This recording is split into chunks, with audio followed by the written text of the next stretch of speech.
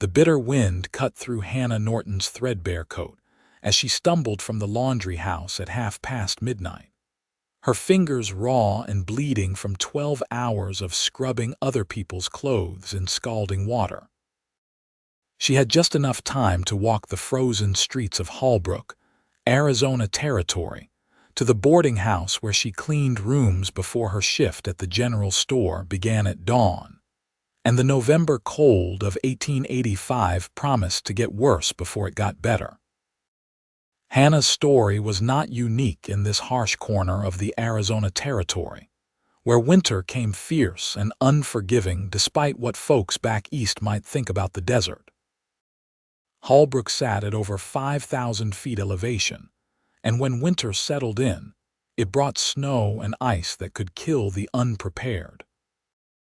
At 22 years old, Hannah had been unprepared for many things when she arrived 6 months ago, fleeing a life back in Missouri that held nothing but painful memories of her parents' death from cholera and debts she could never repay.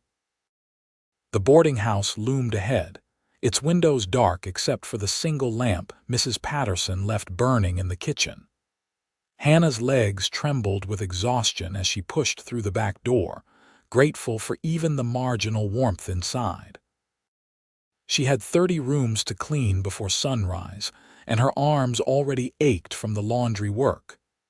"You look half dead, girl," Mrs. Patterson said from her rocking chair, not unkindly.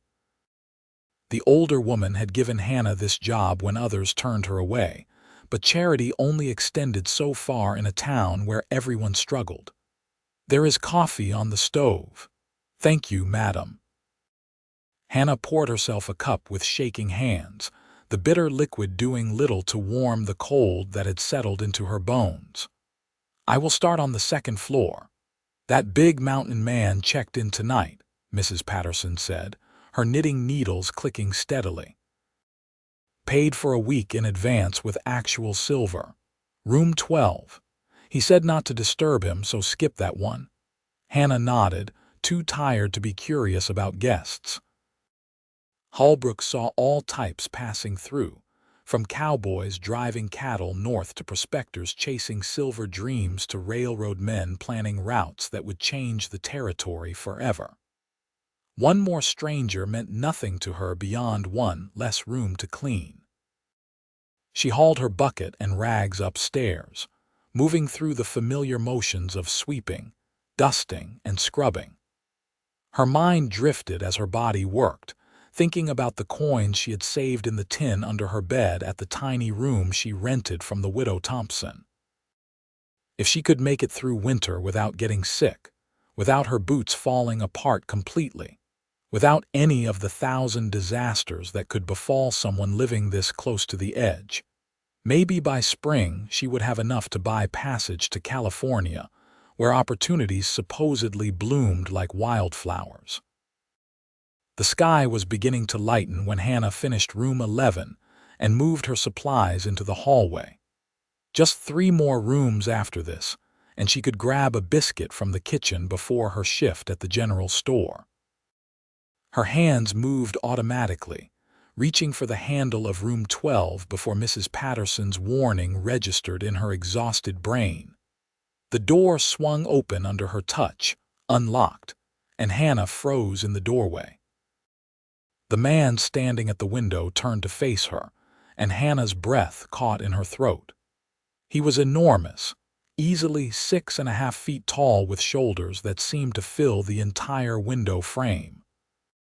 His dark hair hung past his collar, slightly damp as if he had just bathed, and his face was all hard angles and strong features that looked carved from the same granite as the mountains he presumably called home.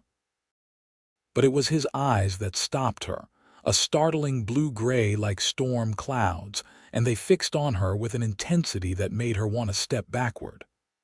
"I am so sorry," Hannah stammered, gripping her bucket handle until her knuckles went white. "Mrs. Patterson said not to disturb you. I forgot." "I will come back later. You are bleeding." His voice was deep and rough like he did not use it often, Hannah looked down at her hands, noticing for the first time that her cracked skin had split open again, leaving red smears on the bucket handle. "It is nothing. The laundry water. I am sorry for disturbing you." She turned to leave, but his voice stopped her. "Wait." Every instinct told her to run, but Hannah's legs would not move. She had been alone in this world long enough to know that refusing a man directly could lead to worse trouble than compliance. She stood frozen in the doorway as he crossed the room in 3 long strides, moving with surprising grace for someone so large.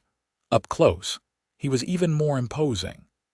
Muscles strained against his simple wool shirt, and Hannah could see the shadow of a beard darkening his jaw. He smelled of pine and wood smoke and something wild she could not name. "Let me see." He reached for her hands, and Hannah flinched instinctively. He froze, holding his hands up slowly. "I will not hurt you. I have salve that will help." "I need to get to work," Hannah said, but her voice came out as barely a whisper. "I have the general store at dawn. It is almost dawn now." He moved back to give her space, rummaging in his pack. "How many jobs do you work?" The question surprised her into honesty. Three jobs." He turned back with a small tin in his massive hand.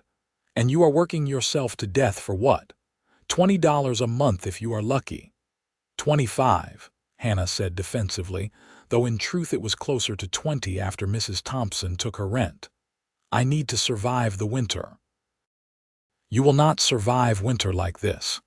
He opened the tin, revealing a pale ointment that smelled of herbs. "You will collapse in the street or cut yourself and get an infection or freeze to death walking between jobs in the middle of the night." He held out the tin. "Please, for the hands." Hannah hesitated, then set down her bucket and took the tin. The salve was cool and soothing as she rubbed it into her cracked skin, and the relief was immediate. "Thank you. How much do I owe you?" "Nothing." He watched her with those intense eyes. "What is your name?" "Hannah Norton." "Owen Garrett." He crossed his arms over his broad chest. "I have a proposition for you, Hannah Norton." Hannah's stomach clenched. She had heard propositions before from men in this town, and they all led the same place. "I am not that kind of woman, Mr. Garrett. I am not that kind of man." His expression did not change. "I need someone to help me through winter at my cabin up in the mountains.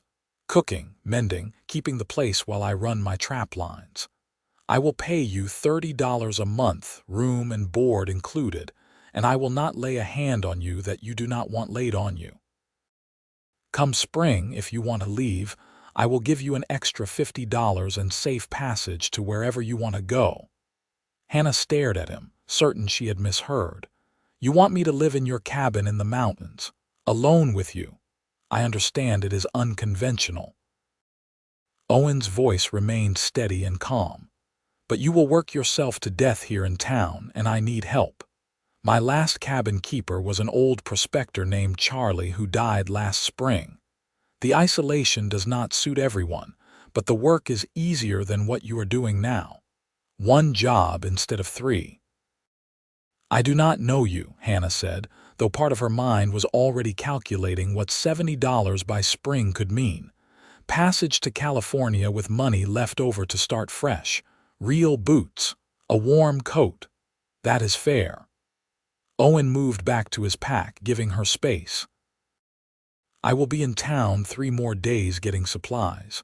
Ask anyone about Owen Garrett. Ask about my reputation. Then decide." Hannah capped the tin of salve and set it on the small table by the door. "Why me? There must be other women in Holbrook who would take this job." "There are no other women standing in my doorway at dawn with bleeding hands, working 3 jobs just to survive." Owen's blue-gray eyes met hers. "You need help and I need help. Seems simple to me." Nothing about this was simple, but Hannah found herself nodding. "I will ask about you." "Good." Something that might have been approval flickered across his rugged features. "I will be at the Elkhorn Saloon most evenings if you have questions. I do not drink much, but the owner owes me a favor and lets me sleep in the back room." Hannah picked up her bucket, her mind spinning. "I need to finish my work. Skip this room. It is clean enough." Owen turned back to the window. "Go get some food in you before your next shift. You look like you will fall over." She wanted to argue, wanted to prove she could handle anything, but the truth was he was right.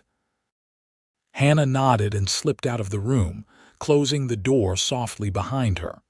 Her hands, slick with the salve, felt better already. The rest of that day passed in a blur of exhaustion and racing thoughts.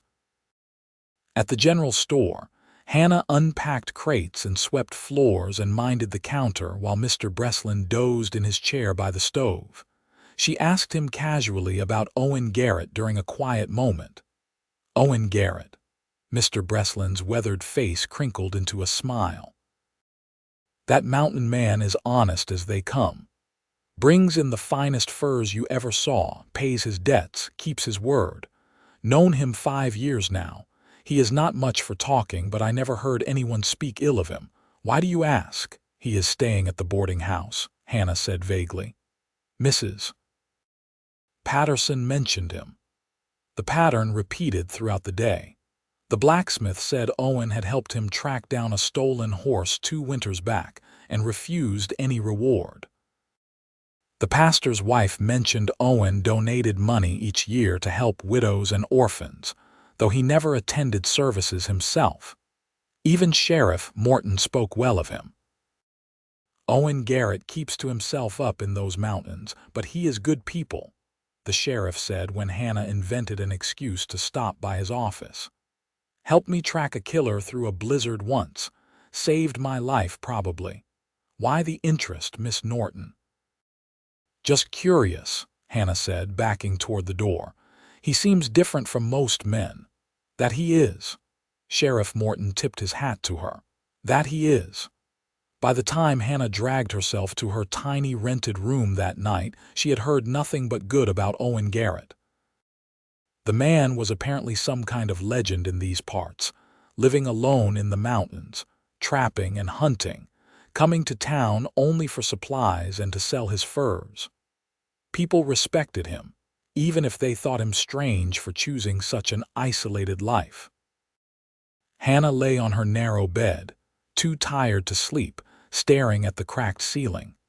$30 a month plus room and board. 1 job instead of 3. A chance to heal her hands, to rest, to save enough money to truly start over somewhere else. But alone in a cabin with a man she did not know, miles from anyone who could hear her scream if things went wrong. She thought of her mother, dead less than a year, who had warned her that survival sometimes meant taking risks. She thought of her father, who had always said trust your instincts about people. And she thought of the coming winter, of temperatures that would drop below 0, of snow that would pile high enough to bury a person, of how close she was to the edge of disaster already. Her instincts said Owen Garrett was not a man who would hurt her. Everything she had learned today confirmed that.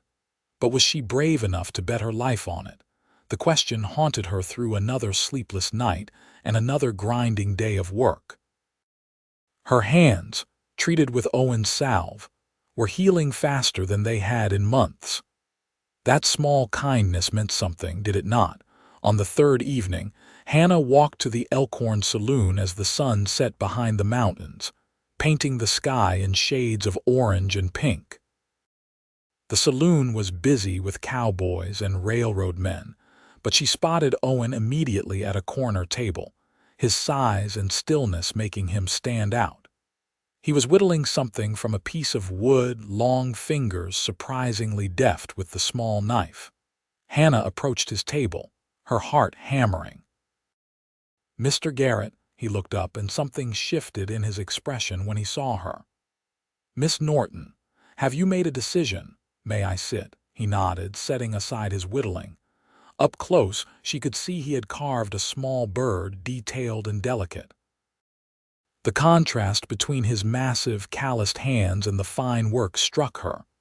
"That is beautiful," Hannah said, stalling. "For my neighbor's daughter. She collects them." Owen set the bird on the table. "Have you asked about me? Everyone says you are a good man. And what do you say?"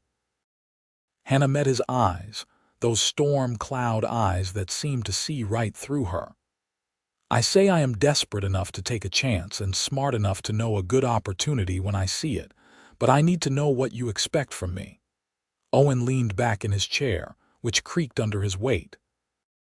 "I expect you to keep my cabin clean, cook meals, mend clothes and gear, help process any game I bring in. I will teach you what you need to know. In return, you get a warm place to sleep, plenty of food and pay. I will not touch you, will not enter your room without permission, will not force anything on you. If you want to leave at any point, I will bring you back to town safely, though I would appreciate notice when the weather allows. And in spring, I will pay you the extra money and take you wherever you want to go within reason. San Francisco, Denver, Santa Fe, your choice." It sounded too good to be true, which made Hannah suspicious. "Why do you live alone up there?" Owen was quiet for a long moment, his jaw working. "I spent 5 years in the cavalry, tracking Apache raiders through these territories. Saw things, did things that made it hard to be around people. The mountains are peaceful, but I am not good at taking care of myself beyond the basics. Charlie, the old prospector who helped me before, he made the place a home. Since he died, it has just been shelter.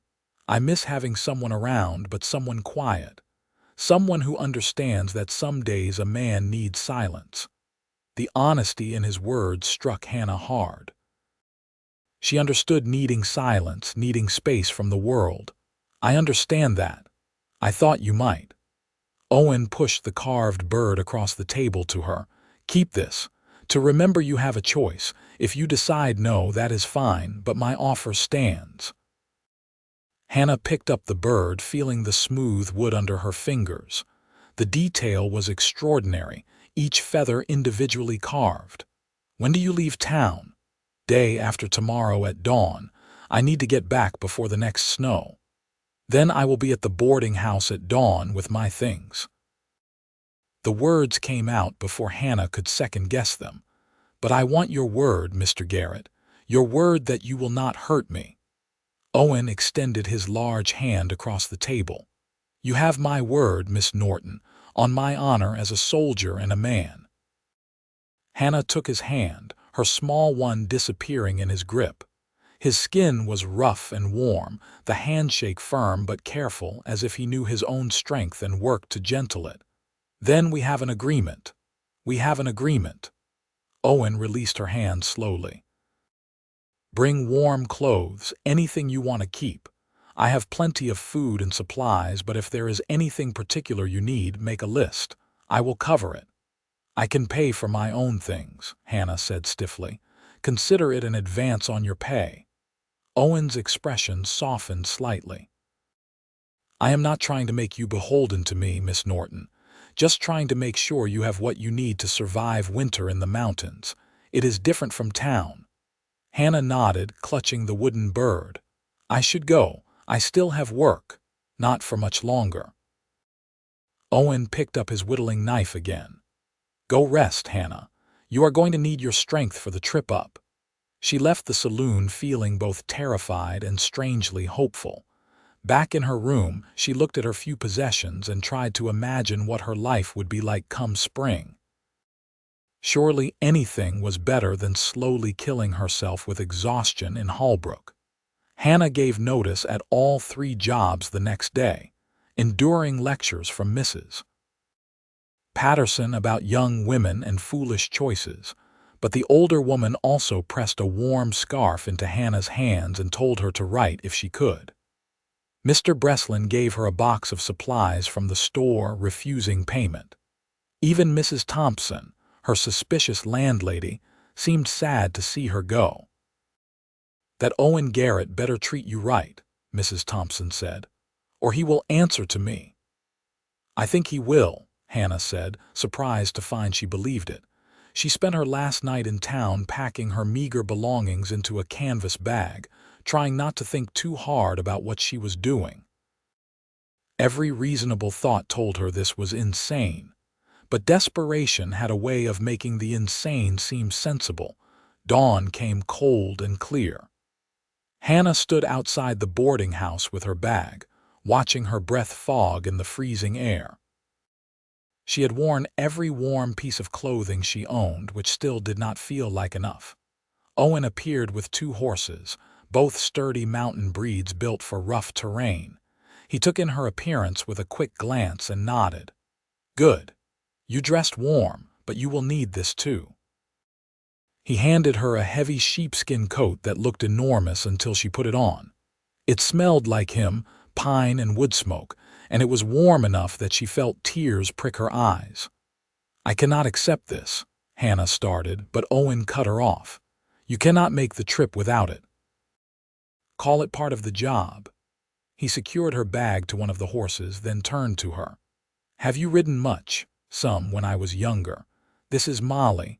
She is gentle and sure-footed. Just hold on and trust her. The trail can be rough." Owen helped her mount, his hands steady at her waist, and Hannah tried not to think about how easily he lifted her. "Stay close behind me. If you need to stop, call out. We will rest when we need to." The journey up into the mountains was unlike anything Hannah had experienced. They followed trails she never would have seen on her own, winding through ponderosa pines and juniper, climbing higher and higher until Holbrook disappeared behind them. The air grew thinner and colder, and Hannah was grateful for the sheepskin coat and the scarf Mrs. Patterson had given her. Owen stopped frequently to let the horses rest and to check on Hannah. He did not talk much, but he was attentive, offering her water and jerky, making sure she was not too cold or tired. As the day wore on, Hannah found herself relaxing slightly. There was something calming about Owen's steady presence, the way he moved through this wilderness like he was part of it. "How much further?" Hannah asked during one rest stop, her legs aching from the unfamiliar ride. "Another 2 hours. We are making good time."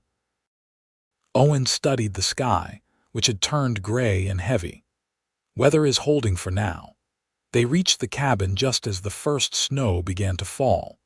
Hannah slid off Molly with a groan, her legs barely holding her, and stared at what would be her home for the winter. The cabin was larger than she expected, built of solid logs with a stone chimney and a covered porch. Outbuildings stood nearby, probably for storage and animals. The setting was breathtaking, nestled in a small valley surrounded by pine-covered mountains, a stream running nearby. "Come inside. I will tend the horses and bring your things."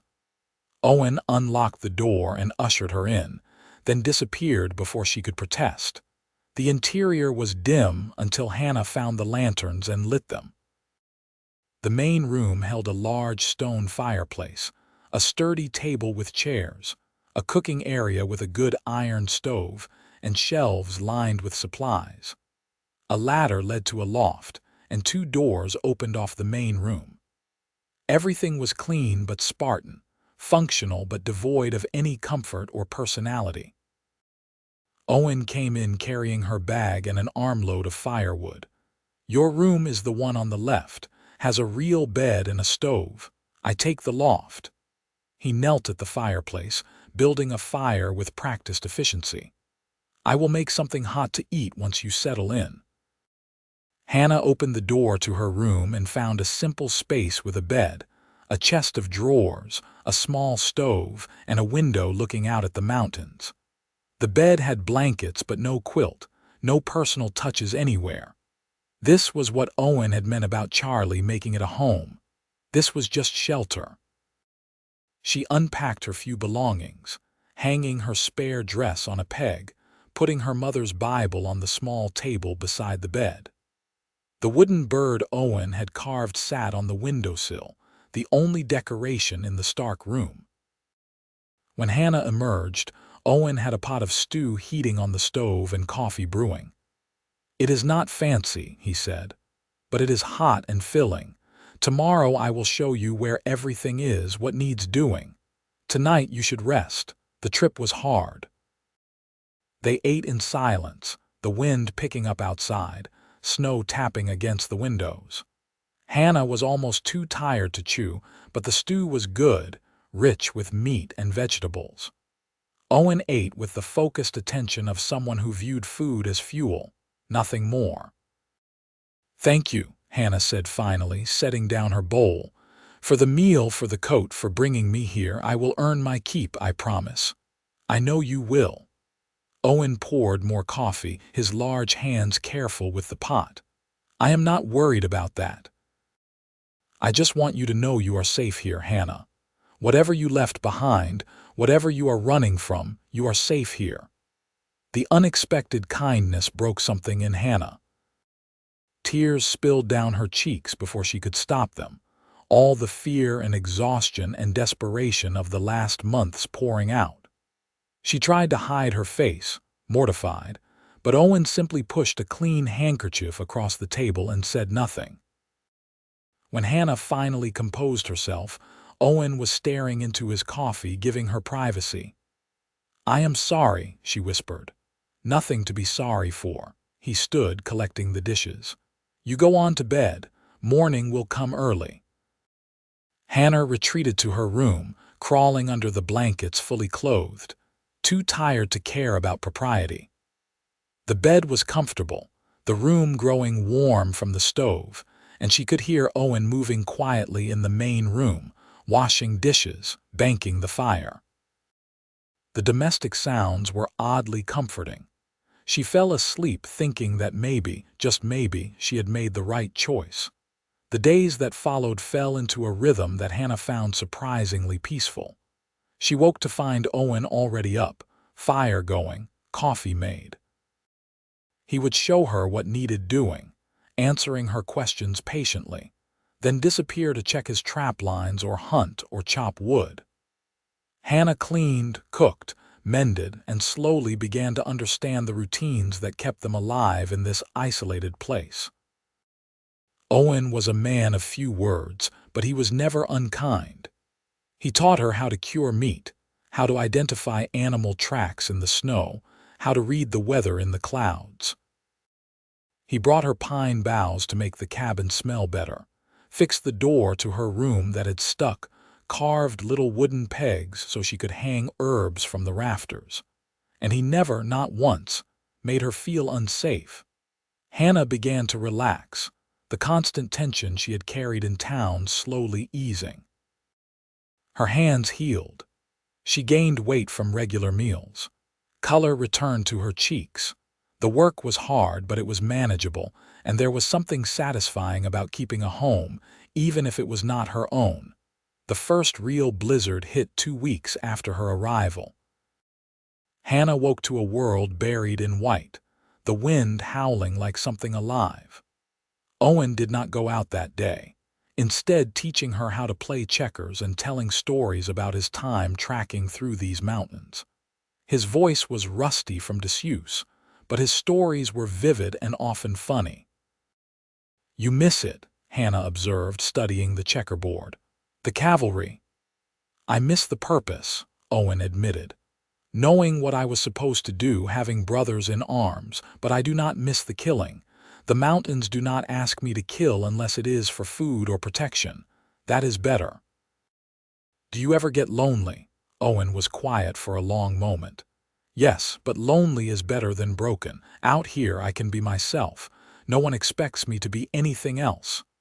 Hannah understood that more than she could say. "I think I know what you mean." As winter deepened, Hannah found herself watching Owen more, noticing things she had been too tired and scared to see before. The way he moved with such care in the cabin, conscious of his size in the small space. The gentle way he handled the horses and the mule he kept for hauling supplies. The small kindnesses he showed her, like heating extra water for washing on cold mornings or leaving fresh game already cleaned and ready to cook. He was handsome too, in a rough way. all hard muscle and strength, but with surprising gentleness in those storm-colored eyes. His hair had grown longer, touching his shoulders now, and Hannah found herself wanting to offer to cut it, just for an excuse to be close to him. The thought terrified her. She had not come here for romance. She had come to survive winter and save money.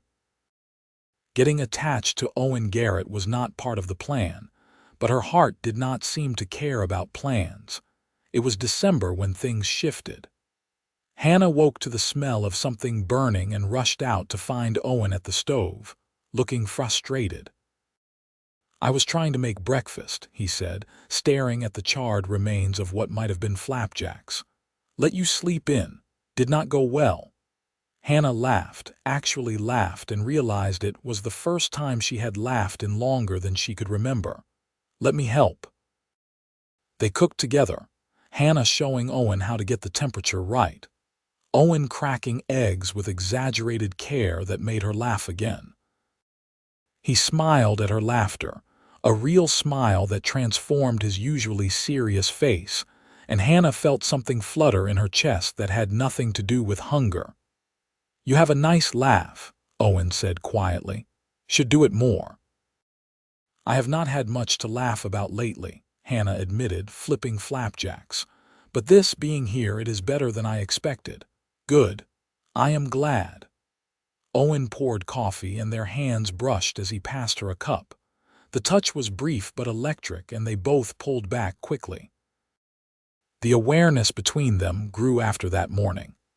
Hannah found herself standing too close when she helped Owen with his gear, inhaling his scent of leather and pine. Owen's eyes followed her when he thought she was not looking, his expression unguarded and hungry in ways that made Hannah's pulse race. They were careful, so careful, to maintain propriety. Owen never entered her room, never touched her beyond the occasional brushed hand. Hannah kept her distance, focusing on her work, reminding herself this was temporary. But the cabin felt smaller every day. Christmas came with a massive snowstorm that trapped them inside for 3 days straight. Owen surprised Hannah on Christmas morning with a pair of soft fur-lined moccasins he had made. "Your boots are falling apart," he said gruffly, not meeting her eyes. "These will keep you warm." Hannah stared at the moccasins, beautifully crafted, perfectly sized. She had no gift for him, having nothing to give. "Owen, I cannot accept these. They must have taken you hours." "Accept them." He finally looked at her. "Please." Hannah slipped on the moccasins, and they fit perfectly, warm and soft. "Thank you, they are wonderful, but I have nothing for you." "You gave me something already." Owen gestured around the cabin. "This place feels like a home again. That is enough." Hannah looked around and realized he was right. Over the weeks she had added small touches. A quilt she had sewn from scraps now hung on the wall. Herbs dried from the rafters, filling the air with pleasant scents. She had organized and cleaned until everything gleamed. The cabin was warm and welcoming in a way she suspected it had not been in a long time. "It is a good home," Hannah said softly. "I am glad to be here." "I am glad you are here too." Owen's voice was rough, and when Hannah looked up she found him closer than expected, his blue-gray eyes intense. "Hannah, I need to tell you something," her heart hammered. "What?" "This arrangement, you and me living here, it has been good. Better than good, but I need you to know that my feelings have become complicated." He ran a hand through his long hair, clearly struggling. "I do not want to make you uncomfortable. You are my employee, you are under my protection, and I would never presume or pressure you. But I think about you all the time, and I need you to know that if you wanted anything more, I would want that too. But only if you want it. Do you understand what I am trying to say?" Hannah could barely breathe. "Are you saying you have feelings for me?" "Yes." Owen took a step back, giving her space. "But nothing has to change. If you want things to stay as they are, I will respect that. I will never mention this again. I just thought you should know." Hannah's mind raced. Part of her wanted to retreat to safety, to keep things professional and uncomplicated. But a larger part, the part that had been growing stronger in these mountains, wanted to step forward into this terrifying, wonderful possibility. "I think about you too," Hannah said, her voice shaking. "I did not want to. I told myself this was temporary, that I would leave in spring. But I think about you all the time. The way you move, the sound of your voice, how safe I feel with you. I think I have feelings too, Owen." The relief on his face was palpable.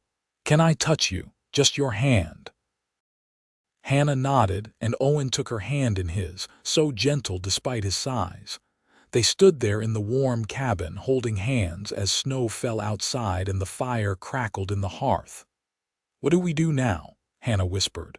"We take our time," Owen said. "We do not rush. You still have the same job, same pay, same promise that you can leave whenever you want. But maybe, if you are willing, we see where this could go." "I would like that." Owen brought her hand to his lips and kissed it softly, his eyes never leaving hers. "Best Christmas I have had in years." Hannah smiled, feeling warm from the inside out. "Mine too." The winter days took on a new quality after that. They moved slowly, carefully, building trust and intimacy with small gestures. Owen held her hand while they sat by the fire in the evenings. Hannah braided his long hair when he asked, her fingers gentle against his scalp. They talked more, sharing stories of their pasts, their hopes for the future. Owen told her about his family back in Kentucky, parents who had died while he was in the cavalry, a sister married and moved to Oregon. He spoke of the horrors he had witnessed in the Apache Wars, the guilt he carried for things he had done under orders. Hannah held his hand and listened, offering no judgment, just presence. Hannah told him about her parents, the cholera outbreak, the debts that had forced her west. She spoke of her fear when she arrived in Holbrook, how close she had come to complete despair. Owen listened with his full attention, understanding the courage it had taken for her to survive. "You are the strongest person I have ever met," Owen said one evening, firelight flickering across his face. "Most people would have given up. You kept fighting." "I did not feel strong," Hannah admitted. "I felt scared all the time. Strength is not the absence of fear. It is doing what needs doing despite the fear." Owen squeezed her hand. "You are remarkable, Hannah Norton." The first time Owen kissed her, it was snowing again. Hannah was at the door watching the flakes fall, and Owen came up behind her, close enough that she could feel his warmth. "May I kiss you?" he asked, his breath warm against her ear. Hannah turned to face him, reaching up to touch his bearded jaw. "Yes." He bent down slowly, giving her every chance to change her mind, and pressed his lips to hers. The kiss was gentle, almost chaste, but it sent heat flooding through Hannah's body. When they pulled apart, Owen rested his forehead against hers. "I have wanted to do that for weeks," he murmured. "I have wanted you to." Hannah smiled up at him. "We should do it again." Owen laughed, a rare sound, and kissed her again, deeper this time. His arms came around her, lifting her slightly, and Hannah felt cherished and safe in his embrace. They kissed often after that, sweet stolen moments that never went beyond kissing. Owen was rigidly honorable about propriety, never suggesting more, always giving Hannah control. But the desire between them grew, a living thing that filled the cabin with warmth. January howled in with bitter cold and more snow. They were truly trapped now, supplies tested, but Owen's preparations held. Hannah learned to love these isolated days, just the two of them in their warm cabin while the world outside froze. She learned Owen's moods, when he needed silence and when he needed to talk. He learned hers, sensing when memories of her parents made her sad, when she needed his arms around her. "What happens in spring?" Hannah asked one night as they sat together, her head on his shoulder. Owen tensed slightly. "You tell me. The deal was I would take you wherever you wanted to go. What if I do not want to go anywhere? Then you stay. Owen turned to look at her. I would want you to stay, but I will not trap you here, Hannah. You deserve choices. I choose you, Hannah said clearly. If you will have me, I choose you in this life. Owen cupped her face in his large hands. Are you certain? There is no town, no society, no easy life up here. It is beautiful, but it is hard. You would be tied to a man who is more comfortable with silence than words, who lives half wild in these mountains. I am certain. Hannah covered his hands with hers. I love you, Owen Garrett. I have for weeks now. This life, this place, it is what I want. I love you too. Owen kissed her deeply. God, Hannah, I love you so much. I will spend every day trying to make you happy, trying to be worthy of you. You are already worthy. Hannah kissed him back. So what do we do now? We wait for spring so I can take you to town and marry you properly with a preacher and witnesses. Owen smiled. Unless you want to wait longer, make sure you are certain. I am certain now. Hannah felt giddy with happiness.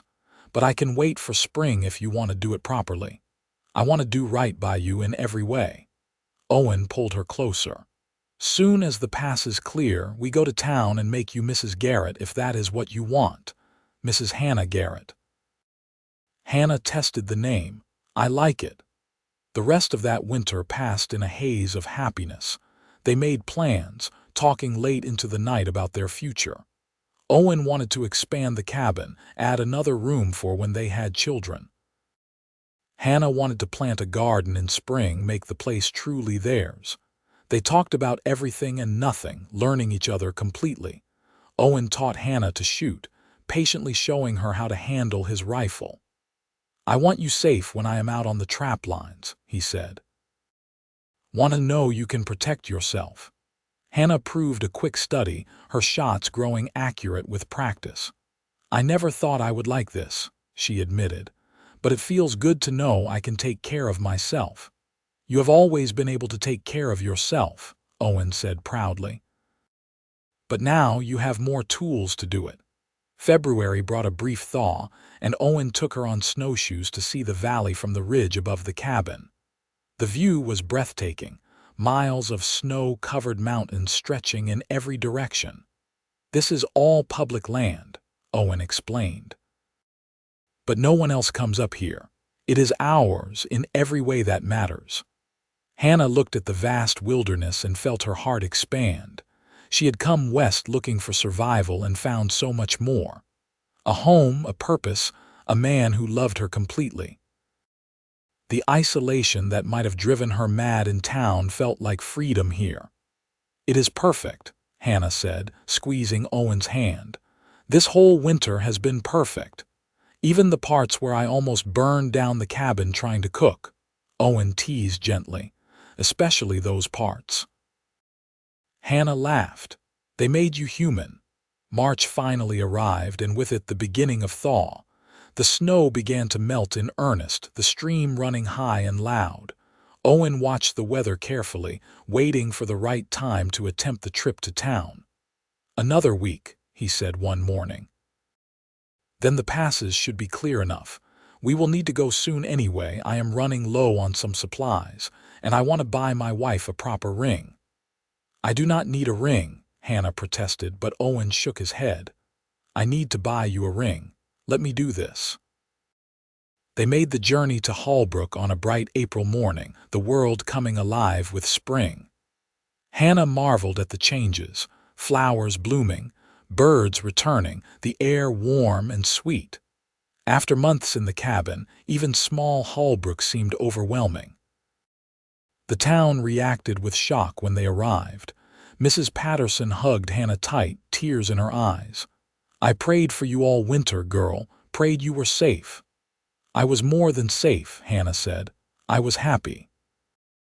They went straight to the small church where Reverend Thomas agreed to marry them that very afternoon. Owen bought Hannah a simple gold band from the general store, his hands shaking as he slipped it on her finger in front of the small group of witnesses. I promise to love and protect you all the days of my life, Owen said, his voice rough with emotion. To honor you, to cherish you, to make you happy however I can. Hannah's eyes filled with tears. I promise to stand beside you, to make our house a home, to love you through all the seasons of our life together. You saved me, Owen Garrett, in every way a person can be saved. When Reverend Thomas pronounced them husband and wife, Owen kissed her with such tenderness that several of the witnesses wiped their eyes. Hannah felt complete, like all the broken pieces of her life had finally come together. They stayed in town 2 days, getting supplies and spreading the news. Everyone wanted to hear how Hannah had fared up in Owen's cabin, and she spoke honestly about the peace she had found there, the work she did, the life they were building. You really love him, Mrs. Patterson said, watching Hannah's face as she spoke of Owen. I really do, Hannah confirmed. More than I thought possible. The journey back up the mountain felt different as Owen's wife. The cabin was not just shelter now, but truly home, the place where they would build their life together. Owen carried her over the threshold, making her laugh, then kissed her until they were both breathless. Their wedding night was tender and sweet, Owen's careful strength a revelation. He loved her with patience and care, making sure she felt cherished and safe.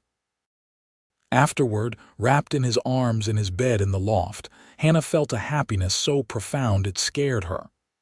I never knew life could be like this, she whispered against his chest. I thought I would just survive. I did not know I could be this happy. Owen kissed her forehead. You deserve every happiness, Hannah. I am going to spend our whole life making sure you have it. The seasons turned, spring becoming summer. Hannah planted her garden, coaxing vegetables and herbs from the mountain soil. Owen expanded the cabin as promised, adding a room that he said was for storage, but they both knew was meant for a nursery someday. They fell into the rhythms of mountain life, working hard but together, always together. By the time summer faded into fall, Hannah knew she was pregnant. She told Owen one evening as they sat on the porch watching the sunset, his arm around her shoulders. I am going to have a baby, she said simply. Owen went very still. You are certain? Yes, probably due in early spring. Owen turned to her, his expression caught between joy and fear. We need to make plans. You should maybe go to town, stay somewhere with a doctor nearby. Mountains are no place for childbirth. Mountains are exactly the place for childbirth if that is where I want to be. Hannah took his hand and placed it on her still flat stomach. I want our child born here in our home. I trust you, Owen, we will manage. I do not know anything about babies, Owen said, his voice tight with worry. Neither do I, we will learn together. Hannah kissed him. We have months to prepare, do not worry. But Owen did worry, reading every book on childbirth he could get from town, preparing supplies, making plans. His protectiveness intensified, insisting Hannah not overwork, hovering until she gently but firmly told him to stop. I am pregnant, not fragile, Hannah said. Let me do my work. It is good for me. Winter came again, their second winter together, and Hannah bloomed with pregnancy. Owen could not keep his hands off her growing belly, talking to the baby, reading aloud in his deep voice. His tenderness made Hannah fall in love with him all over again. You are going to be such a good father, she said, watching him build a cradle by the fire. I hope so. Owen sanded the wood carefully. I want to give this child everything I never had, love, safety, a home where they belong. They will have all that, Hannah assured him. They will have us. The baby came in late March during a surprise spring blizzard.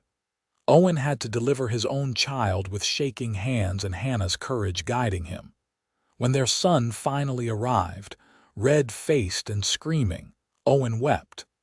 He is perfect, Owen breathed, carefully placing the baby in Hannah's arms. Hannah, he is perfect. What should we name him? Hannah asked, exhausted but glowing. Owen thought for a moment.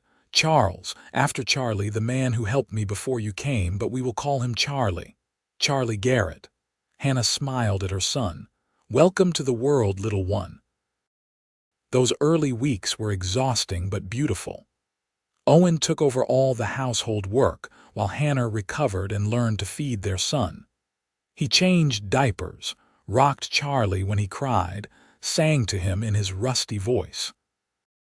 Hannah watched her mountain man become a father and loved him more than she thought possible. As spring fully arrived and Charlie grew stronger, Hannah sat on the porch one morning, her son in her arms, watching Owen chop wood. He had saved her, but she had saved him too. They had found each other in desperation and built something beautiful from it. "What are you thinking?" Owen asked, coming to sit beside them, sweaty from work. "I am thinking about that first morning in the boarding house," Hannah said, "when you offered me this job and I thought you were crazy. I was working 3 jobs just to survive winter, and you said I only needed one job with you." Owen smiled, touching Charlie's tiny hand. "Best decision I ever made, hiring you. Best decision I ever made, saying yes." Hannah leaned into him. "Even if I was terrified. Are you still terrified?" "No." Hannah looked around at their cabin, their land, their life together. "Now I am just grateful." The years that followed were full and happy. Hannah and Owen had 2 more children, a daughter they named Rose and another son they called James. The cabin grew with their family. Owen adding rooms, building a proper barn, clearing more land. Hannah's garden flourished, and she learned to preserve food, to tan hides, to do all the work required of a mountain wife. But it never felt like work, not really. It felt like building something precious with someone she loved completely. Owen softened over the years, the hardness from his cavalry days fading. He laughed more, talked more, letting Hannah and the children draw him out. He was patient with the children, teaching them about the mountains, how to track and hunt and survive. But he also taught them gentleness, showing Charlie how to carve like he did, teaching Rose to read, playing endless games with James. Hannah watched him sometimes, this big mountain man on his knees playing with their children, and marveled at how far they had both come. From desperate strangers to partners to parents, building a life in these wild mountains. The town changed over the years. The railroad finally came through, bringing more people, more civilization. Holbrook grew from a rough frontier town into something more stable, but Hannah and Owen stayed in their mountains, visiting only for supplies and to maintain connections. "You ever regret it?" Owen asked her one evening when the children were asleep. "Staying here instead of going to a city like you planned?" "Never." Hannah took his hand. "You are my city, Owen. This family, this life, it is everything I dreamed of and more. You are everything to me," Owen said, pulling her close. "That first morning I saw you in that doorway, exhausted and bleeding, I knew you were special. I knew I had to help you somehow. I just did not know you would save me right back. We saved each other." Hannah kissed him. "That is what love does." Charlie grew into a strong young man, choosing to stay in the mountains like his father, building his own cabin a few miles away. Rose married a shopkeeper in town, giving Hannah and Owen grandchildren to spoil. James decided to go east to school, wanting to see the world, and though Owen worried, he supported his son's choice. Hannah and Owen grew old together in their mountain cabin, their love deepening with each passing year. Owen's hair went gray, his body finally slowing down, but his eyes still lit up when he looked at Hannah. She aged too, lines forming around her eyes and mouth, but she remained strong and vital, tending her garden, keeping their home. 67 years old, Owen said on his birthday, shaking his head. "Never thought I would live this long, especially not this happy." "We have had a good life," Hannah agreed, sitting beside him on the porch where they had spent so many evenings. The best life. "Do you remember that first winter?" Owen asked. "When you were so scared and I was so awkward, trying to convince you I was not some monster?" "I remember." Hannah smiled at the memory. "You gave me that carved bird and told me I had a choice. That was when I knew you were a good man." "I still have that bird," Hannah added. "On the shelf inside. I kept it all these years." Owen squeezed her hand. "You were working 3 jobs just to survive winter. I told you that you only needed 1 job with me. But the truth is, Hannah, you did not end up being my employee. You became my everything. You became mine too." Hannah leaned her head on his shoulder, comfortable in the silence they had shared for so many years. "My everything." They sat together as the sun set over the mountains, the same view they had watched for decades, surrounded by the life they had built. The cabin behind them was full of memories, of children's laughter and quiet conversations, of love given and received. The garden Hannah had planted so many years ago still grew, tended now by grandchildren who visited regularly. Hannah thought about that desperate girl who had arrived in Holbrook so long ago, working herself to death just to survive.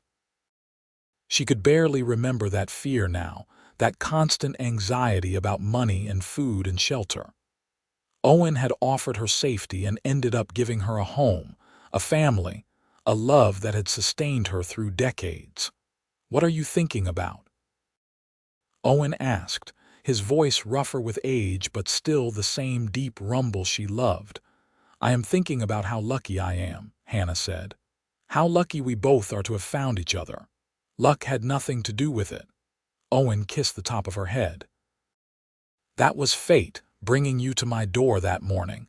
The universe knew we needed each other." Hannah smiled, knowing he was right. They had needed each other, 2 broken people who came together and made something whole. The mountain man and the desperate girl, finding love in the wilderness, building a life that had lasted through all the seasons. As darkness fell and the first stars appeared, they went inside to the warm cabin, closing the door on the night. The fire crackled in the hearth Owen had built so long ago, and the rooms that had once been stark and empty now held the accumulated treasures of a life well lived. Photographs of children and grandchildren, quilts Hannah had sewn, carvings Owen had made, books read and reread until the pages were soft. "I love you," Hannah said, the words as natural as breathing after all these years. "I love you too," Owen replied, holding her close. "Always have, always will." They had started as employer and employee, a simple arrangement born of mutual need, but they had become so much more, partners and lovers and friends, building a legacy in these mountains that would continue long after they were gone. Their children thrived, their grandchildren grew, and the love they had found in that first desperate winter had bloomed into something that changed not just their lives, but the lives of everyone they touched. As Hannah drifted to sleep that night in their bed, Owen's arms around her just as they had been for so many years, she thought about the path that had led her here. Every hardship, every moment of desperation, every choice that had brought her to Holbrook and to Owen's door. She would not change any of it, because it had led her here, to this life, to this love. The mountains stood eternal outside their window, witness to their story. And inside the warm cabin, 2 people who had found each other against all odds rested together, their hearts beating in rhythm, their love as enduring as the land itself. They had built their happiness one day at a time, one season at a time, one choice at a time, and it had been worth every moment. Years later, when their children gathered to celebrate their 50th wedding anniversary, Charlie stood to give a toast. "My parents' story is one for the ages," he said, raising his glass. "They met when my mother was at her lowest point, working herself to death just to survive. My father offered her a job, offered her safety, and she had the courage to take a chance on a stranger. They fell in love in these mountains and built a life that has been an inspiration to all of us. Here is to 50 more years. Everyone cheered, and Owen looked at Hannah with such love that she felt her eyes fill with tears. 50 years of marriage, but so many more years of love, of partnership, of choosing each other every single day. Speech, Rose called out, and everyone echoed the call. Owen stood slowly, his large hand finding Hannah's. "I am not much for speeches," he said, his voice still strong despite his age. "But I will say this. When Hannah walked into my room at that boarding house all those years ago, I saw someone fighting to survive against impossible odds. She was the bravest person I had ever met, and I am honored that she chose to build a life with me. Every day with her has been a gift. Every moment has been precious. I cannot imagine this life without her, and I would not want to. To my wife, my partner, my love." Hannah stood beside him, her own hand steady in his. "Owen gave me more than a job that first winter. He gave me hope when I had none, safety when I needed it most, and love when I did not think I deserved it. These 50 years have been the greatest adventure of my life, and I would do it all again in a heartbeat. I love you, Owen Garrett. Today, tomorrow, and always." They kissed as their family applauded, and Hannah felt the same flutter in her chest that she had felt that first winter when Owen had smiled at her over burned flapjacks. Some things never changed, and the love between them was one of those eternal things. The party continued late into the night, the cabin full of family and laughter, music and dancing. Hannah watched it all from her chair by the fire, Owen beside her, their hands clasped together. This was what they had built together, this legacy of love and family, of hard work and dedication, of two people who had found each other when they needed it most. "No regrets?" Owen asked quietly for her ears only. "Not a single one," Hannah replied, squeezing his hand. "You. Only that I did not find you sooner." Owen brought her hand to his lips. "But we have had a good run, you and I, the best run." Hannah smiled at him. "And it is not over yet. We have more years ahead of us, more memories to make." "Then let us make them count," Owen said. "Every single one." And they did. They continued to live in their mountain cabin, watching the seasons change, welcoming new grandchildren and eventually great-grandchildren. They tended their land, shared their stories, and loved each other with the same intensity they had felt that first winter when everything had been new and uncertain.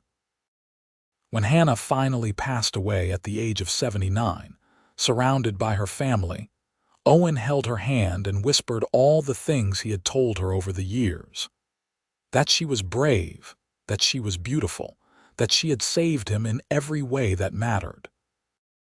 And Hannah, with her last breaths, told him that she loved him, that their life together had been everything, that she would wait for him on the other side. Owen lived 2 more years, his heart broken but his spirit sustained by the memories of their life together. He spent those years finishing projects, telling stories to his grandchildren, making sure everyone knew how much Hannah had meant to him. And when he finally joined her, it was peacefully in his sleep, a smile on his face as if he could already see her waiting. They buried him next to Hannah on the hillside above their cabin, the place where they had stood together so many times watching the sunset. Their children placed a simple marker that read, "Owen and Hannah Garrett."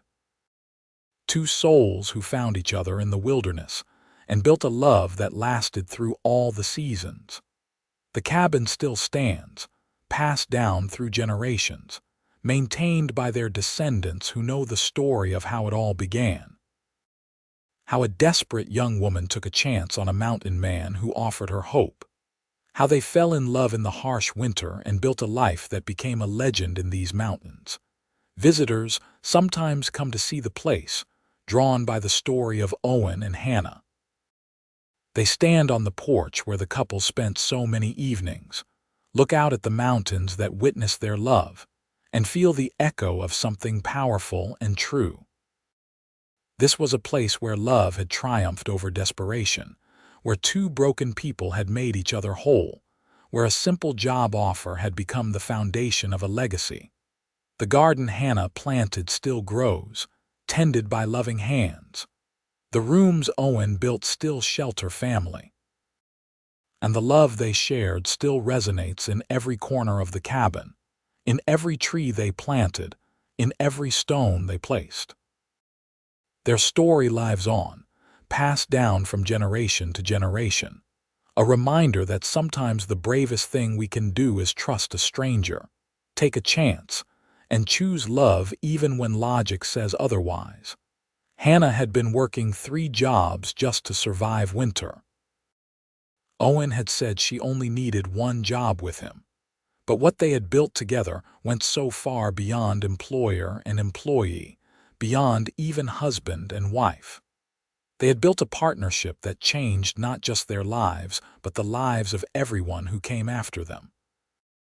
They had created something that would endure long after they were gone, a testament to the power of love, trust, and the courage to start again. And in the mountains of Arizona Territory, where the wind still whispers through the pines and the stars still shine with breathtaking clarity, their story continues to inspire. A story of how 2 people found each other in the wilderness and built a love for the ages. A story of survival becoming triumph, of desperation becoming hope, of a simple offer becoming the beginning of everything. The mountain man and the girl who took a chance on him. Together through all the seasons, in love until the very end and beyond.